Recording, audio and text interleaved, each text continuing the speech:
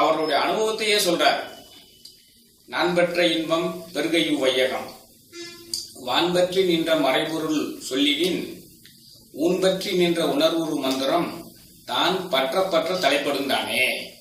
அவர் என்ன சொல்றாரு, அவர் சிவ இன்பத்தை அனுபவிச்சிருக்காரு. அந்த இன்பத்தை நம்மெல்லாம் அனுபவிக்கணுங்கிறதுக்காக தான் சொல்ல வர்றாரு. வான்பற்றி நின்ற மறைபொருள் சொல்லிடின் ஊன்பற்றி நின்ற உணர்வுறு மந்திரம் தான் பற்ற பற்ற தலைப்படுந்தானே.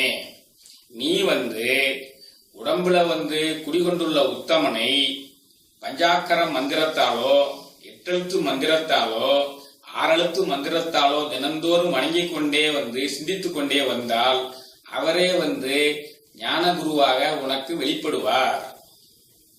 அப்படித்தான் ஜனகாதி முனிவர்களுக்கு அவர் தட்சிணாமூர்த்தி வழியில் வெளிப்பட்டார்.